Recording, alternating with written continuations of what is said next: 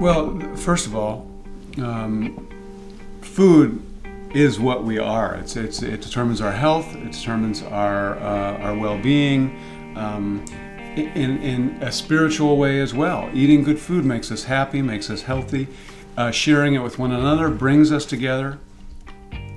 If we have crummy food, we're going to feel crummy, we're going to be less healthy, and we are not going to have any kind of quality of life that we could. Also, if we eat crummy food and we don't take care of it, we're going to have a trashed environment, a trashed landscape, and life is just generally not going to be as much fun. Most of the environmental problems that we are seeing now are directly related to the way we produce food. Food is fundamental to our bodily health and the health of the earth. It's all one thing. It's all connected. We are connected to the earth, and I think that we have gotten so disconnected from our food that we've forgotten how critical and how important it is, how related the food is to the earth, how related we are to the food, how related we are to the earth. And we're going to suffer badly if we don't pay attention.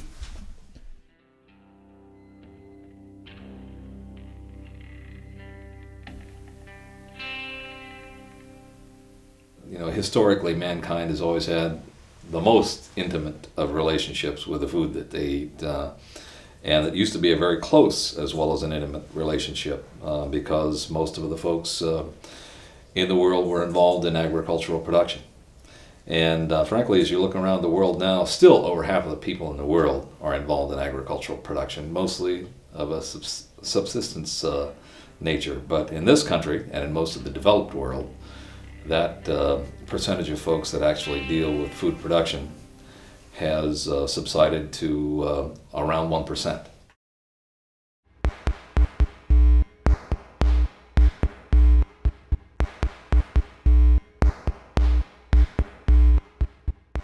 And technology, after World War II, absolutely exploded in the countryside and really allowed for productivity in the countryside to really go to several levels above where it had been prior to World War II. A couple of primary factors relating to that were the munitions industry, which had really developed itself incredibly strongly during World War II.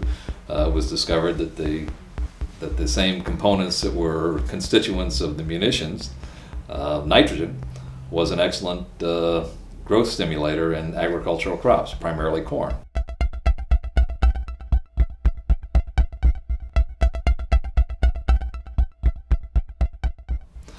Corn is a very thirsty crop for the element of nitrogen, and it was discovered that this nitrogen could be applied to corn crops and dramatically increase production. That dovetailed together with a livestock industry that was growing and rapidly consolidating at that time, made for kind of a nexus of bad things happening in terms of consolidation and accelerated production.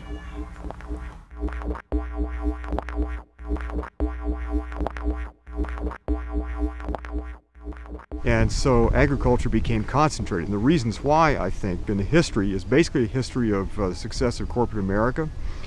A lot of technology, large-scale technology for picking, harvesting, planting, plowing, and so forth. A lot of fossil fuel subsidies, a tax and subsidy system that supported large growers, not small growers. And if you look at the way subsidies work, they clearly work for the big growers, not for the small people. So farmers, the big guys, and here the corporate farm people, learn how to farm the tax code. And the research necessary and the equipment necessary and the financial incentives necessary to a small-scale, highly sustainable, very diverse farm system was eroded or just wiped out altogether.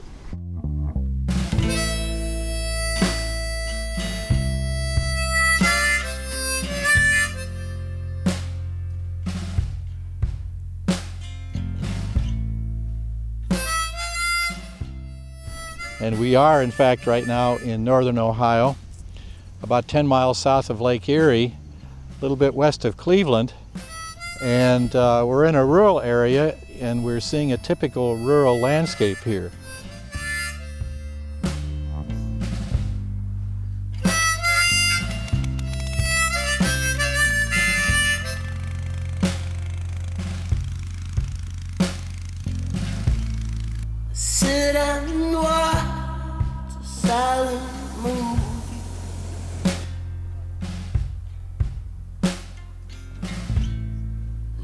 make up words to pass the time. This plant right here and this crop field right here is typical. It's a commodity grain, what is known as maize. Generally, we call it corn. This is feed corn. It's the kind of thing that's used to raise poultry and beef, not directly for human consumption, although this product here is used as a source of sweeteners. So in fact, we do consume something from this plant in a variety of soft drinks and things of that sort.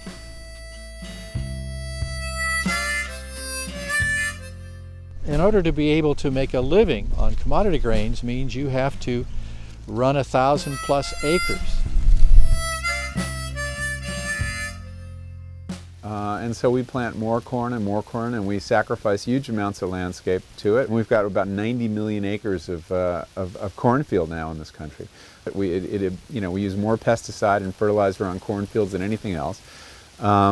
We struggle to figure out ways to get rid of corn. We invent new things like corn-based ethanol, high fructose corn syrup, all to dispose of this huge pile of corn. So corn has really become the foundation crop of the American food system. Corn and soy, its partner in the fields. And it's interesting now that farming, if you take the subsidies out of it, I'm convinced that large-scale agribusiness would simply collapse of its own weight. So the story of farming in America is very much the story of basically corporate takeover. It's more about politics and the corruption of economic systems than it is about the success of that system as a farming enterprise.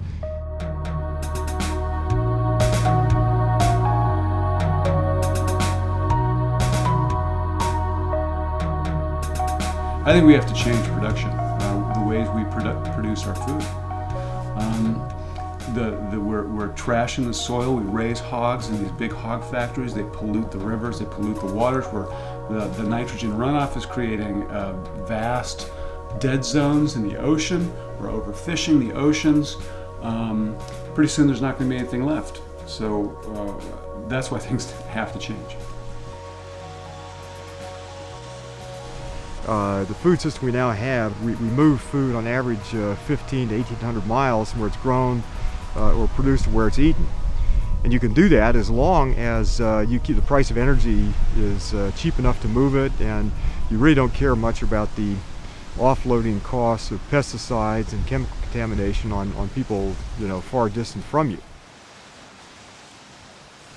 There's another debt that human beings have accrued over the last 100 years, and that is a debt to our atmosphere. We have one of the corollaries of consuming, of digging up and combusting those billions of barrels of oil, those billions of tons of coal, is that we've accumulated millions of tons of CO2, excessive CO2 in the atmosphere, and we're finding that is having some profound effects on our global climate.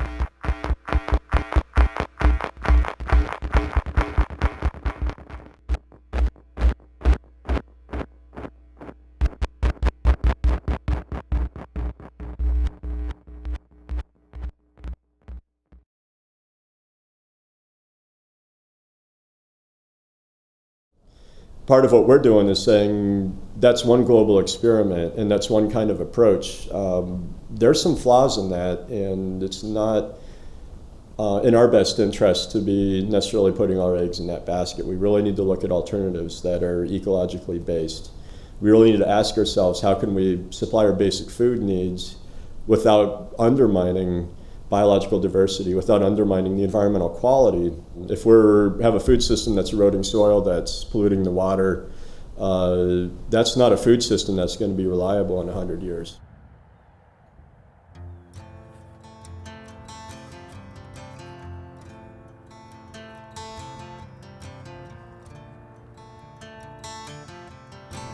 You ready to go? Ready to go. All right, I'm And Harold. you can just look at me. Sorry. Pardon?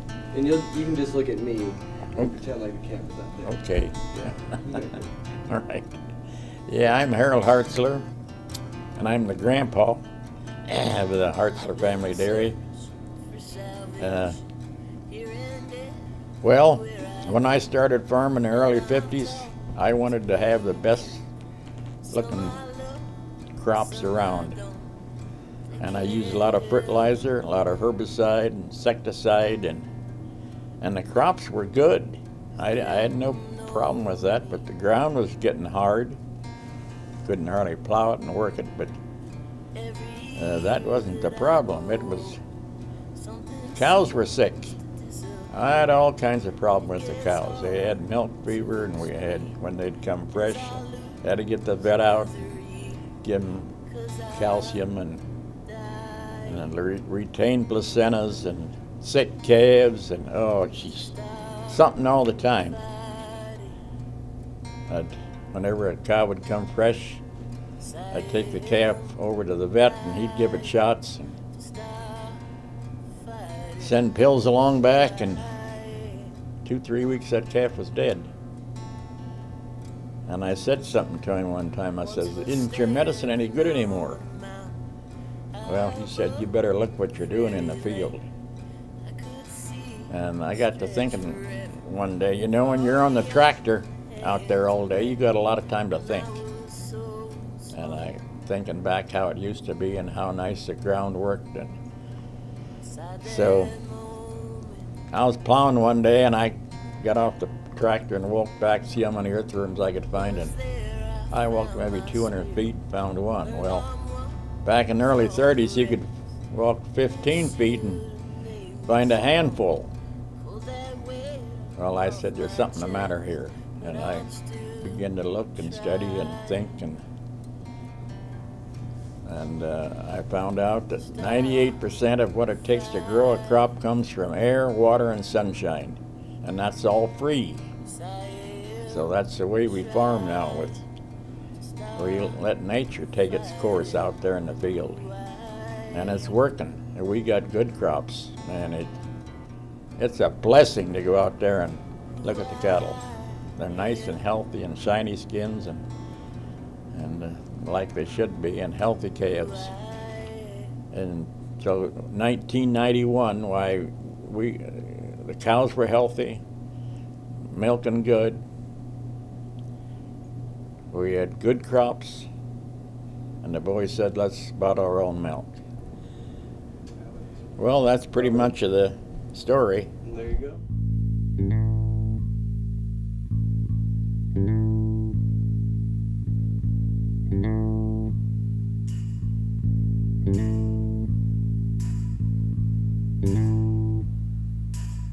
I'm Deborah Steiner. I'm a research scientist at Ohio State University, and I lead the Organic Food and Farming Education and Research Program. A very key difference in the way we go about doing our research is that we're not looking so much for specific bullets to solve problems as whole management systems that will create the best possible environment for organic crops to grow and thrive. So what's going on in the soil? What are there things we can do, for example, by adding compost that we know will help to give the plants more defenses against diseases, create healthier plants, actually suppress disease-causing organisms in the soil, rather than just spraying the plant with a poison.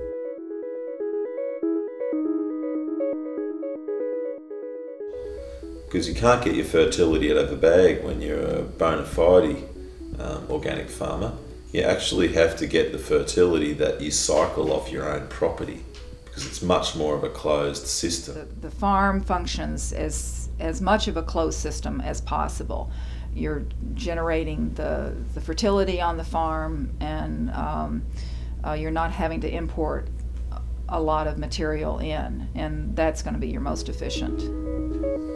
Okay, so we need to work with natural elements on our site. We need to do stock rotation. We need to do crop rotation. So we'll have some pasture for a few years, and then we'll rotate that back into crop for a few years, and have an animal phase and all of that on the pastoral. So that's replenishing the system for the depletive phases of cropping. The organic farmer has all of those systems in their armoury, whereas the conventional farmer, well, he has to get everything that's an industrial product that has a very, very high oil price.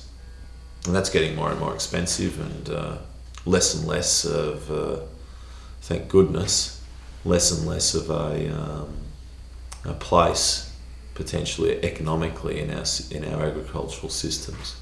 That can't come soon enough.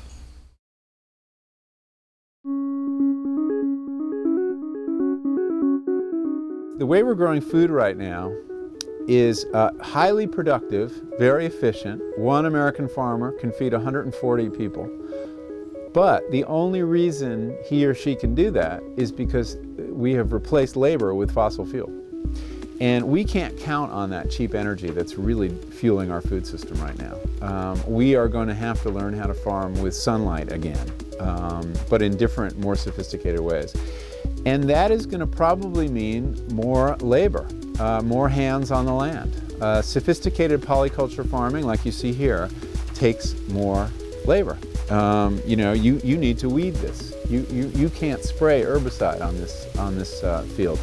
If you have a diversity of crops, which is really the key to reducing your need for both pesticides and fertilizers, polycultures take more work. They're more complex. So we need a more complex farming, and that's going to mean more people on the land. And I think that's really the big challenge going forward. Are we going to have enough farmers to feed ourselves without oil?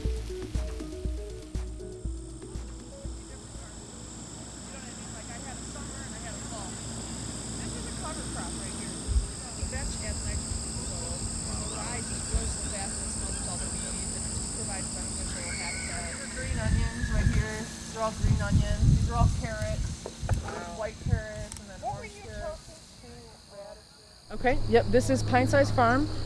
It's an organic vegetable, flower, and herb farm, which is done exclusively for Great Lakes Brewing Company. So it's a 1/7 of an acre. It's 60 feet by 100. It's 100 feet long by 60 feet wide.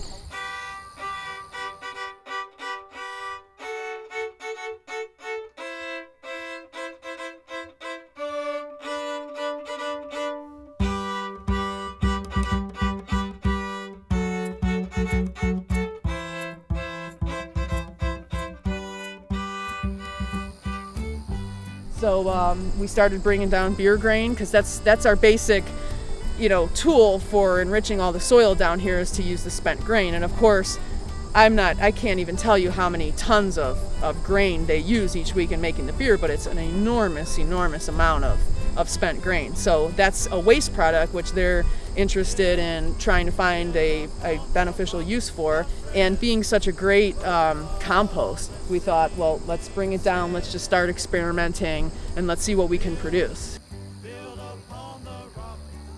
Produce-wise, I'd say just pure produce that the restaurant uses would probably be close to a quarter of it came off of here this summer. These were cucumbers in the spring, and we harvested 1,000 pounds of cucumbers just from these 2 rows. So that's less than 100 feet of row. So to be able to harvest that much off of that small piece of land, we thought, that was the first major harvest we had. We knew that we were going in the right direction.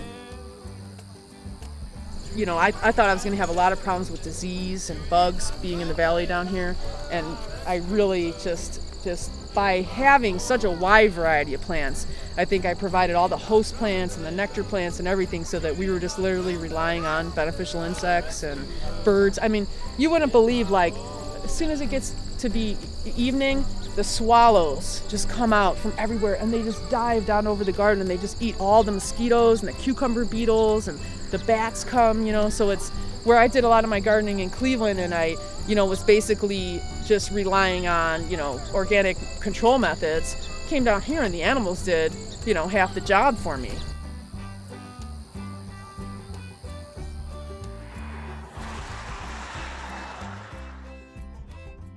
And I think the work's been done around here by, Parker Bosley, Brad Masi, Countryside Conservancy, that demonstrates that there is a latent demand for higher quality produce. now it's the same way in any business. After you've reached the limits of that market model, can you really go across the valley of death to the mass market? And one of the issues you've got with the advocacy community now is you're starting to enter the valley of death.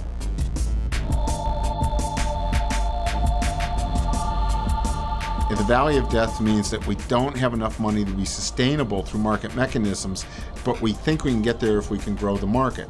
So you have to demonstrate that you can bring a quality product at a competitive price. And if it's not a competitive price, you're never going to get there. Then the distribution network becomes really important. How efficient is it? How dependable is it? Because if you don't have dependability of supply, then essentially the standard distribution network is going to win.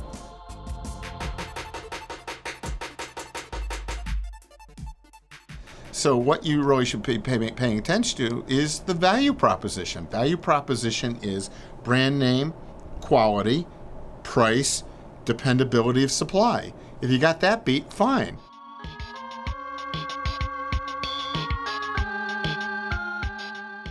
In 2000, Bon Appetit, which is a national service management company, took over the contract for Oberlin College, and they have as a corporate philosophy this farm to fork idea. They want to source as much food as they can locally. It's something that they have as a corporate policy, basically, for all their accounts across the country. We found that the flavor of tomatoes didn't taste like the tomatoes that we remembered, or the melons were not the same texture that melons are supposed to be. And we realized this had a lot to do with the fact that we weren't buying food as much in season or from as close distances as we probably could.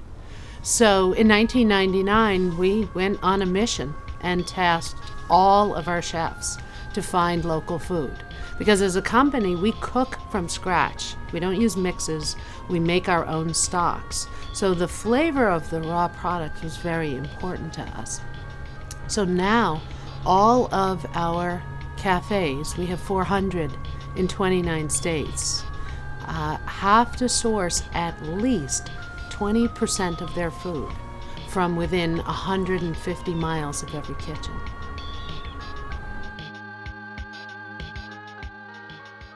Case Western Reserve has a local purchasing power of about 20 to 25%, and Oberlin is at 45% of all the food that we purchase comes from the local region. So that's Gerber Chicken, Hartzler's Dairy, George Jones Farm, City Fresh. And if I could take the $800,000 to $900,000 of purchasing power that we are at now locally, I think that it could easily double. I think that there's no reason that we shouldn't be able to hit a couple of $1 million over the next couple of years, if we can find the partners to execute the growing of the products that we need. If people know that the good food that they should be eating is just 1 or 2 steps from production to their table, then they'll demand that food. They'll know what it is, and they'll start eating it more. And the more they start eating it and wanting it, the more that will be produced. The more that is produced, the less expensive it will be, etc.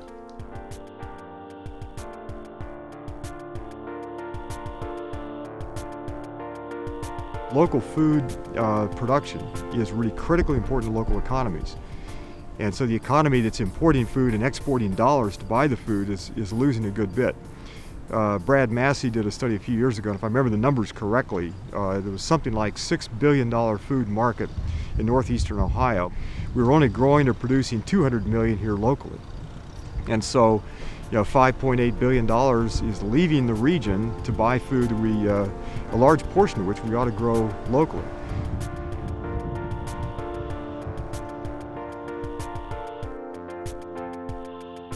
Fortunately, grocery stores, especially independent ones like Heinen's and Zagara's, they are actively pursuing local farms and bringing in local goods and marking them as locally grown. And that's one way that we can change, is buying only those locally grown apples. We have great apples here. We have great stone fruits here. There's no reason why we can't, some terrific vegetables, corn, beans. We have great beef and pork. There's no reason why we can't eat locally around here more than we do. So I think we're close to a tipping point in public perceptions about these things, and people are realizing that slow food, good food, locally grown, prosperity, sustainability, that's all a seamless web.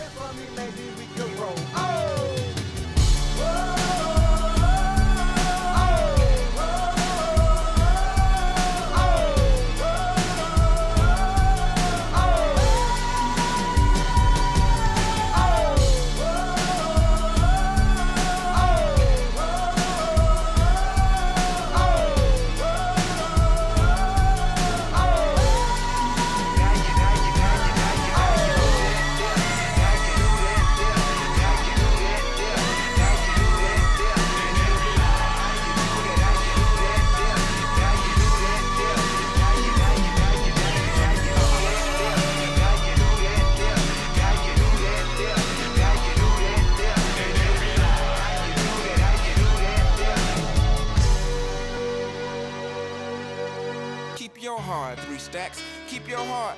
Hey, keep your heart, 3 stacks. Keep your heart. Man, these girls are smart, 3 stacks. These girls are smart. Play your part.